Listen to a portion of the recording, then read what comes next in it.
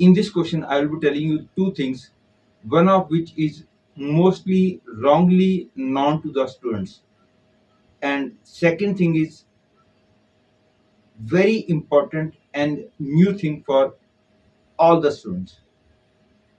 And the thing which is very important and new for all of you, that is the concept of theorem of symmetry, which is used to find the maximum or minimum value of some expression. I know that maximum or minimum value can be found with the help of maxima minima, also with the help of the concept of quadratic equation, also with the help of inequalities, also that depends on the question. But all those have their own limitations. Agreed theorem of symmetry also has its limitation, but wherever theorem of symmetry is applicable, you must use that theorem because that gives the answer within few seconds, really few seconds. You don't need to write anything on the paper. You can do the question just in mind. That is applicable only when the expression to be maximized or minimized should be a symmetrical expression. Whenever the expression is symmetrical, you must use that theorem. And the benefit of this theorem is this also, that you can use this theorem for more than two variables also. But maxima minima can be used only when there are two variables. And the concept of inequalities has its limitation. You can use this concept in the case of positive number also, and there are so many formulas, standard inequalities which you must remember. That is where I'm telling you that all the ways have their own limitations, but the best is theorem of symmetry. Whenever it is applicable, you must use that theorem. And second thing, which is usually not wrongly known to the students, that is the concept of projection of vector. Most of you must be thinking that all of you know the concept of projection of vector, but when I will tell you the proper meaning of projection, then you will understand. First, let me tell you the meaning of the word projection of vector, and after that I'll be doing this question, and the concept of theorem of symmetry will come in last. And second thing, I will do this question in two ways. First is mathematical way, second is geometrical way. Geometrical way will give the answer within two lines. That is, I will say geometrical way is much better than mathematical way. But I will do this geometrical way in second method. In first method, I will do this question by mathematical way. But the very first thing is the concept of projection of vector.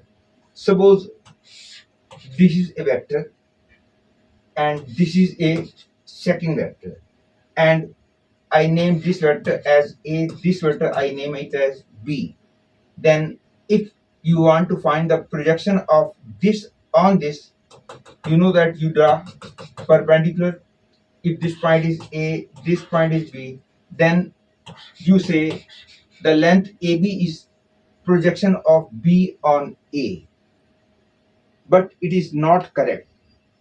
All of you must be thinking that AB is the projection of B vector on A vector, but it is not correct. According to this definition, the length is not projection of B on A vector. Actually, projection can be positive also, negative also.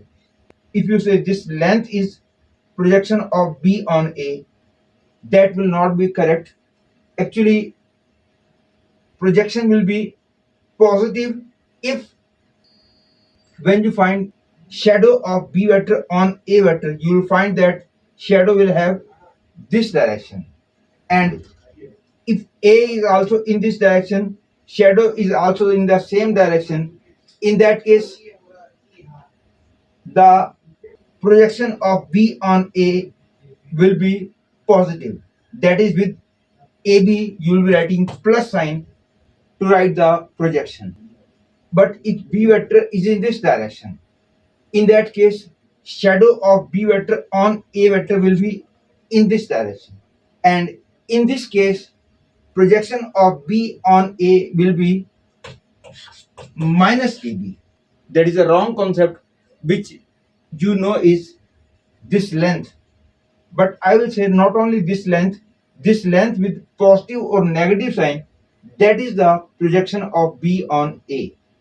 But the formula for finding the projection of B on A is same in both the cases. A similar concept is there in coordinate geometry also.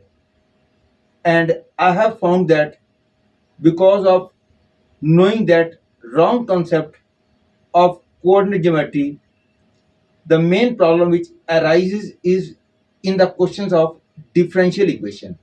I'm just telling you for knowledge, but all those things I'll be telling you when I will teach coordinate geometry.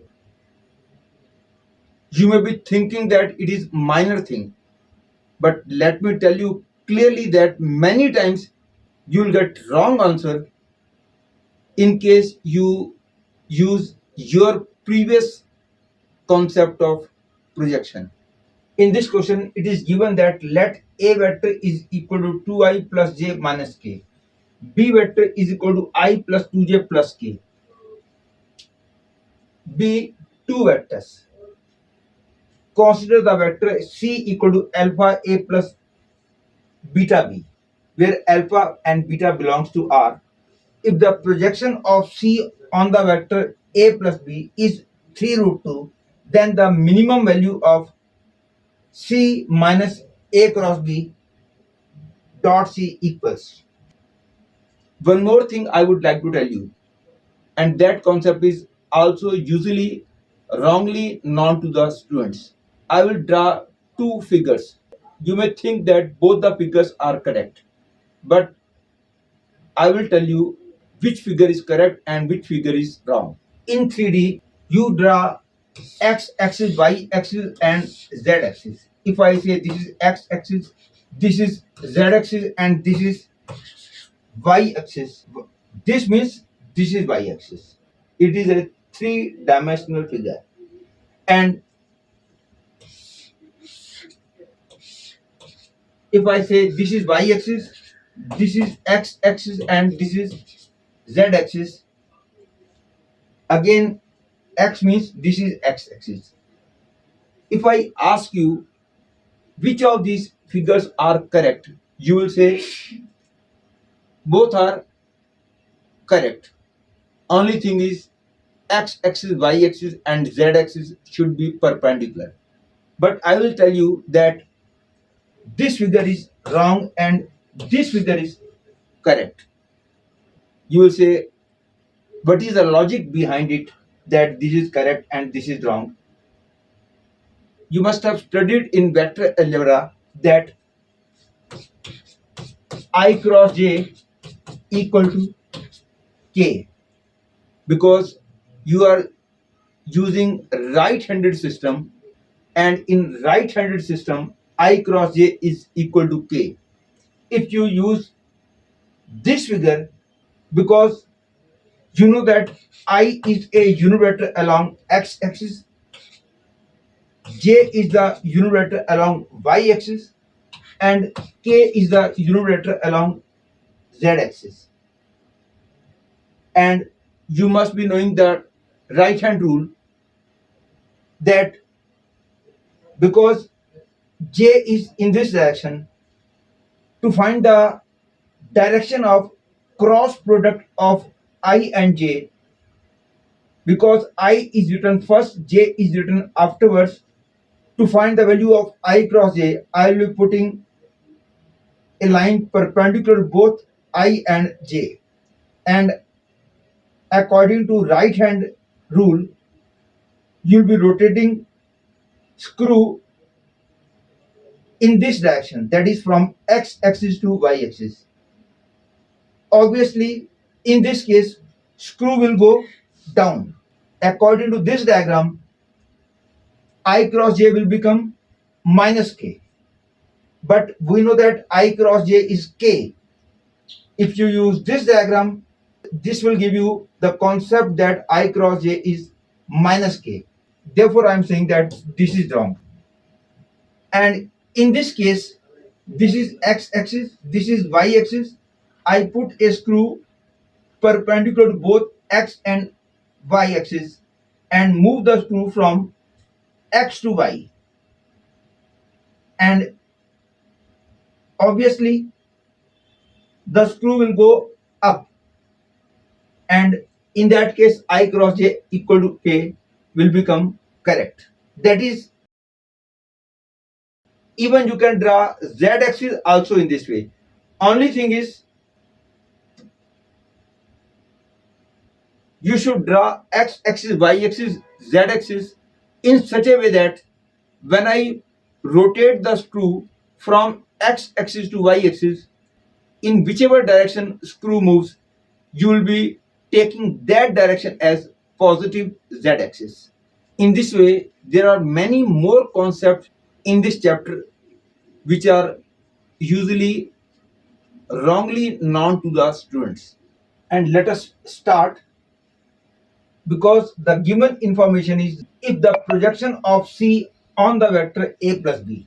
Therefore, first of all, I will find the value of A plus B. Clearly, A plus B is 3i plus 3j and k will get cancelled. And as I just now told, the formula for finding the projection of C on A plus B is C dot A plus B upon mod of A plus B. Just now I told you this formula. And this is equal to, because the value of C vector is alpha A plus beta B, therefore I will be writing alpha A plus beta B dot A plus B upon mod of A plus B is clearly under root 3 square plus 3 square, and this is equal to alpha A square plus beta B square plus alpha plus beta into A plus B. It is square. It is also square upon 3 root 2. And mod A square will be clearly 4 plus 1 plus 1. And mod B square will be 1 plus 4 plus 1. Hence, I will be getting alpha into 4 plus 1 plus 1 plus beta into 1 plus 4 plus 1 plus alpha plus beta into A dot B is 2 plus 2 minus 1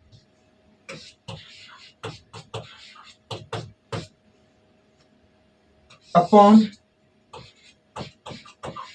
3 root 2, and I will be getting 6 alpha plus 6 beta plus 3 into alpha plus beta upon 3 root 2. And you can see very easily projection of C vector on this vector is given to you equal to 3 root 2. Hence, I will be writing equal to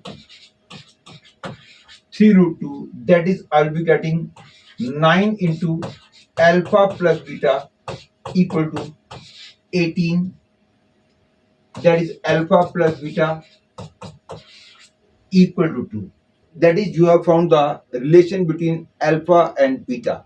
And now, this expression can be written as alpha A plus beta b minus a cross b dot alpha a plus beta b. And when I will simplify this, I'll be getting alpha square a vector square plus alpha beta into a dot b, and when I will multiply these two, it will be giving you scalar triple product of a, b and a. And I told you STP of a, b and a is 0. Hence, that is not required to write. And this multiplied by this will give you alpha beta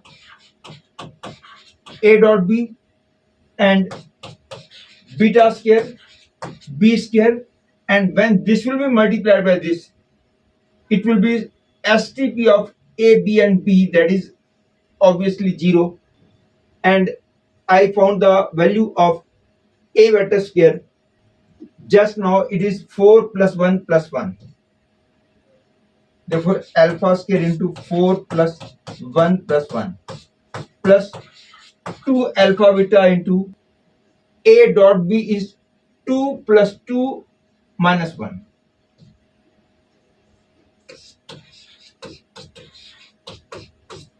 plus beta square b square is 1 plus 4 plus 1.